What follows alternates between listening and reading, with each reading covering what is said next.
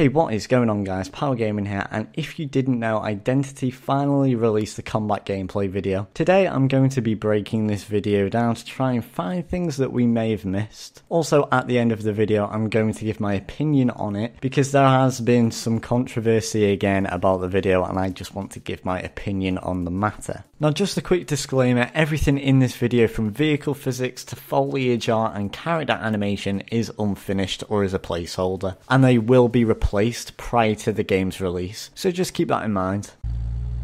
So yes, I am stopping this fast, but I thought it was pretty cool to mention. This police interceptor is based on the Ford Explorer. The Explorer has a 3.5 litre turbocharged V6 engine, producing 365 brake horsepower with 350 pound-foot of torque. Now why do I mention this? Well, a cool attention to detail is if you listen closely enough, you can actually hear that this SUV has a V6 engine that sounds awfully a lot like the Ford Explorer.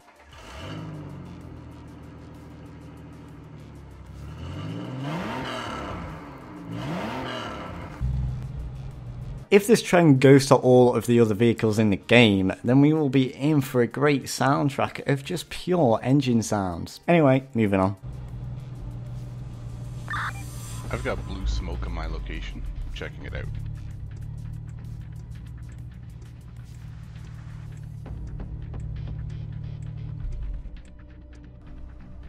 If you blink you will miss it, but if you look at the speedometer you can actually see that it does move. If I just slow this bit down and zoom in here, you should be able to see that the needle does drop. So it is confirmed that we have working speedometers.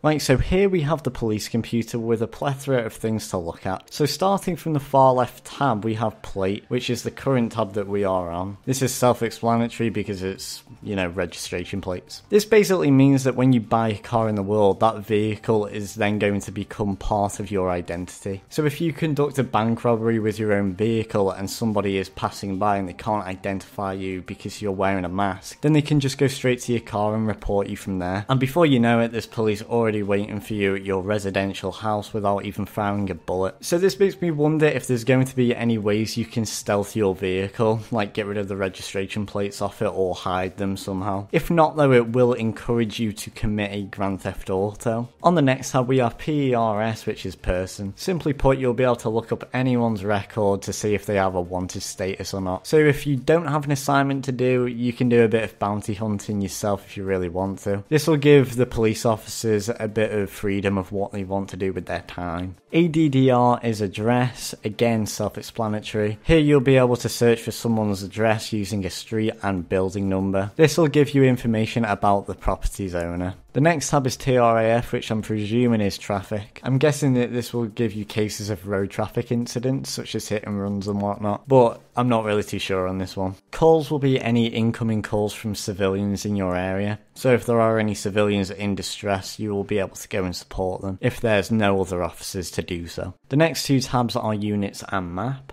Units will show you where friendly officers are, and the map is, well, simply put, the map. Now I hope these two link together, because if I was the officer in this current predicament, I would want to know where other officers are on the map, so if it did kick off, I would know that my backup isn't too far away. On the far right tab labelled CURR, this will most likely be your current assignment. Simple stuff. I do really like this UI though, it is very intuitive, and by the looks of things, it gives quite a bit of information to you too. Also, I forgot to mention, it is pretty cool that everything you see in your vehicle is interactable. And there's an animation for doing everything, like turning your ignition off or getting out of your car. Again, very nice attention to detail.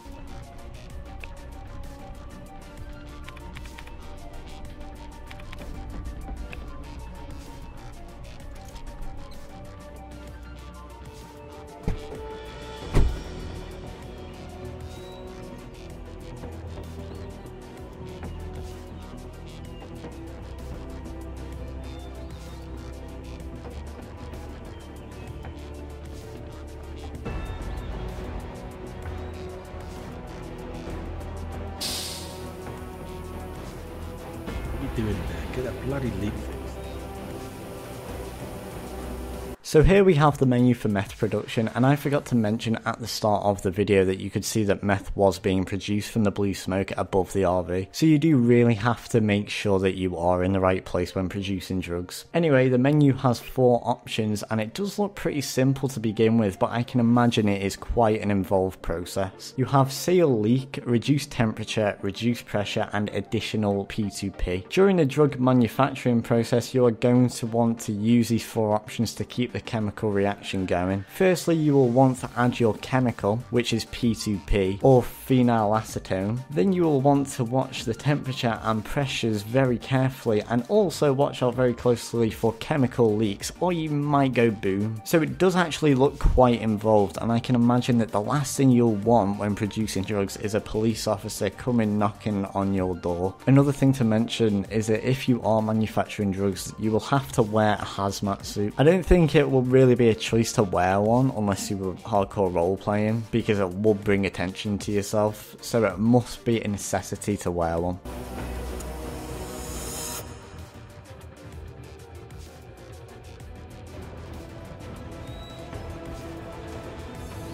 They're armed. I need backup.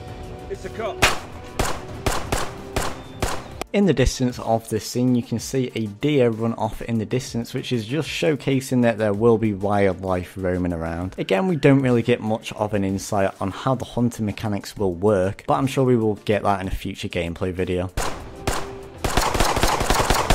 The gunplay here is actually looking quite realistic. I'm very close to how armor works, with a few body shots being able to kill someone, which is what we like to see. Also, the death animation is very smooth, with the ragdoll actually reacting to each bullet that hits him until he eventually goes down. Again, another nice detail there.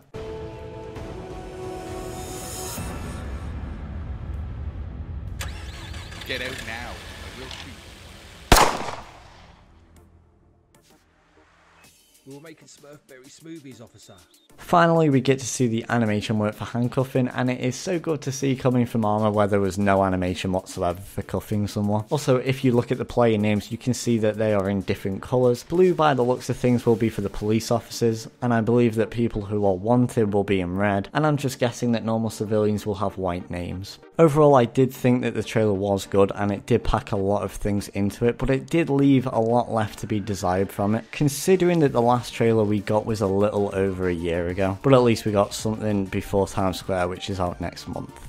Now, onto the controversy that surrounded this trailer, and there's a lot of it too. When this trailer was released last night, the Discord kicked off, and I mean kicked off. People were criticising the game on one side for not looking like the Kickstarter trailer, you had people attacking the walking animations and driving physics, and then on the other side you had people defending the game to the hilt. Now, I'm not gonna lie, my initial impression on the trailer was mixed. I could see something was off about it, and I couldn't put my finger on exactly what it was. If you look at the original Kickstarter trailer, the environmental parts of that trailer look fantastic. And after analysing both trailers, I think I've worked out what the issue is, and honestly it isn't really a big deal. So I brought the trailer into Photoshop and Sony Vegas, and I just played around with colour correcting for like 5 minutes. This is the result I got from that, and it does actually fix a lot of the issues I had. Yes, it isn't perfect, but it's a proof of concept. I think the biggest problem is the shadows need to be darker. Also, the trees and bushes in the trailer aren't swaying in the wind, which makes it feel a little bit lifeless. In regards to the colour correction, I don't know if it's a YouTube encoding bug, something engine side, or an error in editing the video. I do feel it can be fixed, it just looks a little bit washed out. Now, you have to remember that this game is at least a year off of being fully released yet,